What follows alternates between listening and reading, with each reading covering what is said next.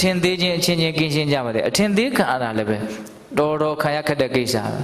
ဟုတ်တယ်မို့လားတယောက်ကကိုယ်ကိုထင်ထင်ရှားရှားတာအထင်သေးပြလိုက်တသက်လုံးမမေ့ဘူးအဲ့ဒီကိစ္စဟုတ်တယ်မို့လားဒီချာစင်တာကိုကတော့ပုံတော်ကြော်လေးလှုပ်လိုက်တာကိုယ့်ရဲ့မထင်မဲ့မြင်ပြုတ်လိုက်တဲ့အထင်သေးတဲ့အမူအရာကိုကတော့မေ့ရင်မေ့သွားမှာပေါ့ခါတဲ့လူကဘယ်တော့မှမမေ့ဘူးပြောရင်တာပါတော့အလွန်နာတယ်ပေါ့နော်အလွန်ဆင်းရဲတယ်ပေါ့ဒါကိုပြောရင်တာနာပရောပရဏိကုတ်ပေထနာတိမေယထကတစီနာဂိဉ္စီဗျာရောတနာပဋိကတင်ညာနေညမင်ညတဒုက္ခမိတ်စေရတဲ့နော်ပရောတဘာသောသူသည်ပရံတဘာသောသူတယောက်ကိုနာနိကုတ်ပေထနော်မလှက်ပတ်မကောက်ကျစ်ပါစေနဲ့ကတ္တစီတစုံတစ်ခုသောအရ၌ကင်းရှိတစုံတယောက်သောနံထိုသူတစ်ပါးကိုနာတိမိညေထမန်ထောင်သမှုမထေမဲ့မြင်မပြုပါစေနဲ့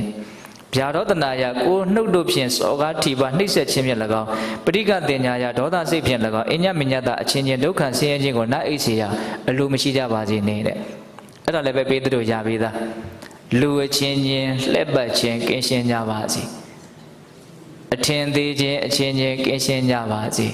ဆင်းရဲလိုခြင်းအချင်းချင်းကင်းရှင်းကြပါစေတဲ့အဲ့ဒါကအဲ့ဒီဂါထာလေးကိုကြည့်ပြီးတော့ရေးထားတာ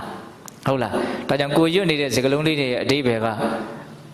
မတွဲမိလို့ဖြစ်လွဲနေတာဟုတ်လားဒီဂါထာလေးကိုရွတ်လိုက်ရင်အဓိပ္ပာယ်ကိုပေးတို့နားလည်ပြီးသားနော်လူချင်းချင်းလက်ပတ်ချင်းကောက်ကျစ်ချင်းမရှိကြပါစေနဲ့လက်ပတ်တဲ့လူကောက်ကျစ်တဲ့လူလည်းမချမ်းသာတယ်လို့ခံရတဲ့လူလည်းမသက်သာအောင်မေတ္တာထားတယ်ဆိုတာတဲ့ကောင်းပါစေချမ်းသာပါစေလို့ကြီးနဲ့မပြည့်စုံဘူးတဲ့မကောင်းတာတွေမဖြစ်ပါစေနဲ့လို့လည်းပဲပါရအောင်မေပေါ့အခုကအဲ့ဒါကိုပြောတာနော်ချမ်းသာပါစေဆိုရုံများနဲ့မရသေးဘူးဘေးရန်တွေလည်းကင်းကြပါစေမကောင်းတာတွေဘာမှမဖြစ်ပါစေနဲ့အဲ့လိုမကောင်းတာတွေမဖြစ်ပါစေနဲ့ဆိုတဲ့နေရာမှာလူတွေဆင်းရဲကြတာများသောအားဖြင့်လူချင်းချင်းကြောင့်ဆင်းရဲကြတာများတယ်အဲ့ဒါကြောင့်ဒါလေးထည့်ထားတာလို့အစဉ်စိတ်ထဲမှာခံစားရတယ်နော်တက်မဲ့တွေကလူတွေကိုမလှည့်ပတ်ပါဘူးတက်မဲ့တွေကလူတွေကိုအထင်သေးတာမရှိပါဘူးဆင်းရဲစေတဲ့ညစိတ်လည်းမရှိပါဘူး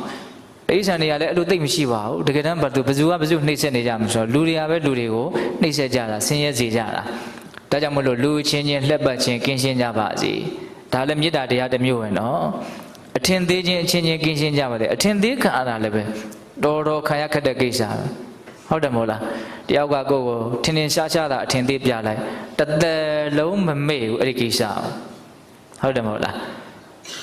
ဒီချာစင်တာကိုကတော့ပုံတော်ကြော်လေးလှုပ်လိုက်တာကိုယ့်ရဲ့မထင်မဲ့မြင်ပြုတ်လိုက်တဲ့အထင်သေးတဲ့အမူအရာကိုကတော့မေ့ရင်မေ့သွားမှာပေါ့ခါတဲ့လူကဘယ်တော့မှမမေ့ဘူးပြောရင်တာပါတော့အလွန်နာတယ်ပေါ့နော်အလွန်ဆင်းရဲတယ်ပေါ့ဒါကိုပြောရင်တာဒါကြောင့်အထင်သေးကြတဲ့ကိစ္စလောကကြီးကိုအများကြီးဆင်းရဲစေတယ်